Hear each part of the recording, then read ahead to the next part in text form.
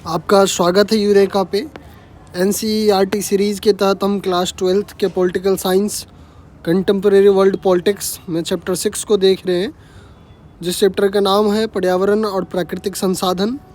इसमें हमने कल पेरिस एग्रीमेंट, क्योटो प्रोटोकॉल, साझी परंतु अलग अलग जिम्मेदारी CBDR के बारे में जान चुके हैं, और आज हम देखेंगे पर्यावरण को लेकर के वैश्विक स्तर पे भारत का पक्ष क्या है, तथा साथ ही साथ भारत के द्वारा पर्यावरण संरक्षण के लिए उठाए गए कुछ प्रमुख कदम को भी हम समझेंगे। तो आइए, ये बहुत ही महत्वपूर्ण क्वेश्चन है, कृपया वीडियो लास्ट तक देखिए। और आरंभ करते हम कि भारत का पर्यावरण के मुद्दे पे जलवायु परिवर्तन को लेकर के क्या पक्ष है, भारत किस दृष्टिकोण से इस चीज़ को देखता है। तो वैश्विक जलवायु परिवर्तन में आज की दुनिया के सामने सबसे बड़ी चुनौती है, और इस मुद्दे पर भारत का दृष्टिकोण जो है वो संतुलन, न्याय और सतत विकास पर आधारित है। भारत बार बार यह बात दोहराता है कि पर्यावरण संरक्षण आर्थिक विकास का विरोधी नहीं है, बल्कि पूरक है। साथ ही साथ भारत यह भी मानता है कि विकसित देशों को पर्यावरण संरक्षण को लेकर के ऐतिहासिक जिम्मेदारी अधिक है, इसलिए समाधान की दिशा में नेतृत्व भी उन्हें ही करना चाहिए। भारत का दृष्टिकोण जो है CBDR समानता और सतत जीवन शैली के सिद्धांत पर मजबूती से खड़ा है। यानी भारत भी चाहता है कि जो साझी परंतु जो भिन्न जिम्मेदारी का जो सिद्धांत जो दिया गया था 92 में पृथ्वी सम्मेलन में, जिस पृथ्वी सम्मेलन के बारे में हम पिछले वीडियो में समझ चुके हैं, तो साझी परंतु भिन्न जिम्मेदारी का भारत समर्थक है। और भारत में हमेशा से प्रकृति का पूजा हुआ है, और भारत पर्यावरण संरक्षण को लेकर के हमेशा एक जिम्मेदार देश की तरह जो है विश्व पटल पे खड़ा रहा है। अगर हम देखें कि भारत पर्यावरण के मुद्दे पे क्या पक्ष है और क्या कदम उठाए गए, तो कुछ महत्वपूर्ण इम्पोर्टेंट जो टॉपिक है जो कि आपके एग्ज़ाम के लिए महत्वपूर्ण है, उन चीज़ों को हम देखते हैं। तो सर्वप्रथम है साझा लेकिन भिन्न जिम्मेदारी का सिद्धांत, जो 1992 में आया था, और उसके बाद में क्योटो प्रोटोकॉल हो या फिर पेरिस एग्रीमेंट हो, जिस आधार पे किया गया, भारत उन चीज़ों का समर्थक है। दूसरी बात है कि भारत का प्रति व्यक्ति जो है कार्बन उत्सर्जन जो है वर्तमान समय में वैश्विक कार्बन उत्सर्जन का जो प्रतिशत है उससे कम है। विकसित देशों से जलवायु वित्त की मदद की बात भारत करता है, जो कि पेरिस एग्रीमेंट में तय किया गया था। और साथ ही साथ नवीकरणीय ऊर्जा को लेकर के भारत ने बड़ा लक्ष्य बनाया हुआ है, उन चीज़ों के बारे में हम चर्चा करेंगे। और वर्तमान समय में भारत सरकार के द्वारा कई परियोजनाएं चलाई जा रही हैं नवीकरणीय ऊर्जा को लेकर के, चाहे PM सूर्य घर बिजली योजना हो या फिर अन्य प्रकार की योजनाएं हैं। जलवायु सम्मेलन में सक्रिय भागीदारी भारत सरकार की होती है। वर्तमान समय में भी जो COP30 हुआ था उसमें भारत सरकार का प्रतिनिधित्व था। इसके बाद में भारत सरकार जो है लाइफ मिशन जैसी बातें करती है, और साथ ही साथ हमारे देश में नेट जीरो 2070 का लक्ष्य भी जो है रखा गया है। तो पर्यावरण संरक्षण को लेकर के, जलवायु परिवर्तन से संबंधित मुद्दे को लेकर के भारत सरकार का हमेशा से निर्णायक कदम रहा है। तो आइए हम इन सभी पॉइंट को एक एक करके देखते हैं। सर्वप्रथम हम देखते हैं साझा लेकिन भिन्न जिम्मेदारी का सिद्धांत जो दिया गया था 1992 में। भारत का सबसे मजबूत तर्क है कि विकसित देशों ने दशकों तक सबसे ज़्यादा प्रदूषण जो है किया है, क्योंकि सर्वप्रथम औद्योगिक क्रांति जो है उन्हीं के पास में आया। उन्होंने औद्योगिक क्रांति के तहत जो है अपना विकास किया जो है, इसलिए जिम्मेदारी भी उन्हीं की ज़्यादा होनी चाहिए। और वर्तमान समय में जब विकासशील देशों की अभी विकास की बारी है, औद्योगिक विकास कर रहे हैं, तो इस समय में विकासशील देशों को बराबर दोष देना जो है ये न्याय संगत नहीं होगा। यानी कि विकास का जिस प्रकार का मौका जो है उत्तरी गोलार्ध के देशों को, विकसित देशों को प्राप्त हुआ है, ठीक उसी प्रकार से विकासशील देशों को भी ये हक है कि उन्हें भी विकास का जो है मौका दिया जाना चाहिए। तो भारत सरकार हमेशा इस बात को लेकर के जो है प्रतिबद्ध रही है। CBDR के सिद्धांत को जो है भारत सरकार के द्वारा जो है माना जाता है। भारत इसके पीछे तर्क भी देता है भारत सरकार कि भारत में पर कैपिटा कार्बन इमिशन जो है दुनिया के अन्य देश के मुकाबले काफ़ी कम है। इसीलिए भारत कहता है कि हम प्रदूषण के मुख्य कारण नहीं है। दरअसल वर्तमान समय में भी अगर देखा जाए तो अधिकतर कार्बन एमिशन जो है विकसित देशों के द्वारा ही किया जा रहा है और विकासशील देश फिर भी वर्तमान समय में अपेक्षाकृत कम कार्बन उत्सर्जन जो है कर रहे हैं। तो 2022 के अनुसार 2022 का एक डाटा है जिसमें पर कैपिटा कार्बन एमिशन जो है करीब वैश्विक स्तर पे जो है 2.0 टन प्रति व्यक्ति प्रति वर्ष था, जबकि ये भारत का डाटा है। भारत में पर कैपिटा जो है कार्बन एमिशन जो है 2.0 टन प्रति व्यक्ति प्रति वर्ष था, जबकि विश्व का औसतन जो है पर कैपिटा कार्बन एमिशन जो है लगभग 4.7 टू 4.8 प्रति व्यक्ति टन था।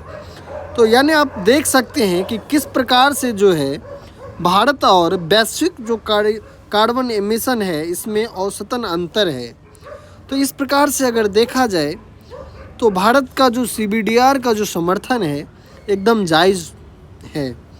साथ ही साथ भारत सरकार पेरिस एग्रीमेंट को पूर्णतः तो मानती ही है और भारत सरकार का ऐसा मानना है कि भारत का मानना है कि विकसित देशों को विकासशील देशों को $100 अरब की मदद देनी चाहिए ताकि विकासशील देश जो है ग्रीन टेक्नोलॉजी जो हरित तकनीक है नवीकरणीय ऊर्जा को अपने देश में जो है बढ़ावा दे सके। औद्योगिक क्रम में जो है ग्रीन टेक्नोलॉजी का यूज हो, चाहे जैसे कि आप अगर हम इलेक्ट्रिक व्हीकल की बात करें तो ये ग्रीन टेक्नोलॉजी के तहत ही आता है। यानी ऐसी टेक्नोलॉजी को अपनाना जो कि पर्यावरण प्रदूषण में कम सहायक हो और कार्बन इमिशन इससे जो है कम किया जा सके। साथ ही साथ नवीकरणीय ऊर्जा जैसे सौर ऊर्जा, पवन ऊर्जा, तो इन सभी चीज़ों को बढ़ावा देने के लिए किसी भी देश को जो है इसके ऊपर में काफ़ी खर्च करना पड़ता है। तो विकासशील देशों के लिए ये समस्या है कि वो अपने औद्योगिक विकास को देखें, अपने देश के गरीबी को कम करने के ऊपर में ध्यान दे या फिर इन टेक्नोलॉजियों के लिए जो है अधिक से अधिक पैसा खर्च करे, क्योंकि इन टेक्नोलॉजी के रिसर्च के ऊपर में सर्वप्रथम उन विकसित देशों ने जो पैसा लगाया और वर्तमान समय में जो उनके पास में टेक्नोलॉजी है वो विकासशील देशों को वो ट्रांसफ़र करने नहीं करते हैं और करते भी हैं तो उसकी भारी कीमत चुकानी पड़ती है इन विकासशील देशों को। तो भारत जैसे देशों का मानना है कि विकसित देश को विकासशील देशों को अपनी जो है ग्रीन टेक्नोलॉजी जो है हस्तांतरित करनी चाहिए। साथ ही साथ अगर हम जलवायु सम्मेलन में सक्रिय भूमिका की बात करें तो भारत सरकार 2002 में जो है क्योटो प्रोटोकॉल पर हस्ताक्षर किया तथा इसे अनुमोदित भी किया और पर्यावरण संरक्षण को लेकर किया जाने वाला सम्मेलन जिसे हम COP के नाम से जानते हैं, कॉन्फ्रेंस ऑफ पार्टीज, में भारत जो है सक्रिय रूप से भाग लेता है।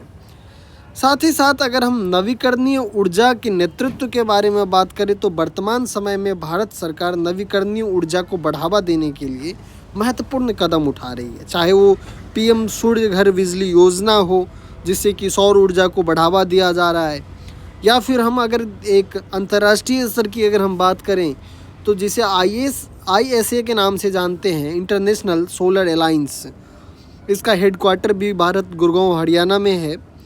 तो दुनिया का सबसे बड़ा ये सौर कार्यक्रम है, इसका संस्थापक देश भारत है और 2030 तक जो है 500 गीगावाट नवीकरणीय ऊर्जा की प्राप्ति का लक्ष्य जो है भारत सरकार का है। ध्यान देने योग्य बात है, ये 500 गीगावाट की बात हो रही है जो 2030 का लक्ष्य रखा हुआ है। ये अपने आप में बहुत बड़ी उपलब्धि होगी नवीकरणीय ऊर्जा को लेकर के। इसके बाद अगर हम देखें तो भारत सरकार का अपना नेट जीरो 2070 लक्ष्य की घोषणा भी जो है भारत सरकार के द्वारा किया जा चुका है। भारत ने COP26 जो कि ग्लासगो में आयोजित हुआ था, इसमें एक बड़ा कदम उठाया और नेट जीरो 2070 की जो है घोषणा किया गया भारत सरकार के द्वारा। इसमें कहा गया 2070 तक नेट जीरो की प्राप्ति की जाएगी, यानी कार्बन एमिशन को जो है जीरो लेवल पे किया जाएगा। यानी जितना कार्बन एमिशन होगा उतना ही अवशोषण भी कर लिया जाएगा। 2030 तक जो है उत्सर्जन तीव्रता में 45% की कमी की जाएगी, 45% की कमी की जाएगी। और 1 बिलियन टन जो है CO2 कार्बन डाइऑक्साइड की जो है कटौती की जाएगी। तो इस प्रकार से आप देख सकते हैं कि भारत सरकार किस तरीके से प्रतिबद्ध है कार्बन एमिशन को लेकर के। साथ ही साथ अगर हम देखें एक और महत्वपूर्ण है जो COP27 में भारत सरकार का जो एक वैश्विक प्रस्ताव था, जो कि भारत का पर्यावरण के प्रति प्रतिबद्धता को दिखाता है पर्यावरण संरक्षण को लेकर के, और साथ ही साथ ये भी दिखाता है कि किस प्रकार से भारतीय सोच पर्यावरण संरक्षण के प्रति सकारात्मक रही है, और साथ ही साथ कि किस प्रकार से जो हमारी जो संस्कृति है वो पश्चिमी संस्कृति से भिन्न है पर्यावरण संरक्षण को लेकर के।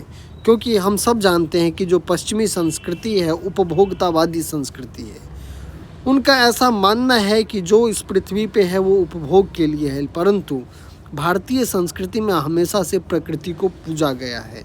उसी की छाप हमें इस लाइफ मिशन में भी दिखाई देता है। और COP27 में जो है भारत सरकार के द्वारा जो लाइफ मिशन जैसी जो है एक वैश्विक प्रस्ताव दिया गया, और इसमें कहा गया भारत के द्वारा, भारत ने दुनिया को एक नई सोच की दी पर्यावरण संरक्षण को लेकर के। लाइफ का फुल फॉर्म जो है लाइफ स्टाइल फॉर इन्वायरमेंट है, यानी जलवायु संकट का समाधान जो है लाइफ स्टाइल बदल कर एवं उपभोग को घटा कर के भी किया जा सकता है। जो मैंने अभी आपको बताया कि किस प्रकार से भारतीय जो लाइफ स्टाइल है, जो भारतीय संस्कृति है, वो हमेशा से पर्यावरण संरक्षण के प्रति प्रतिबद्ध रहा है। तभी तो हम पेड़ पौधों की पूजा करते हैं, हम प्रकृति का संरक्षण का संदेश देते हैं इन चीज़ों से, जो कि पश्चिमी संस्कृति में ये चीज़ नहीं है।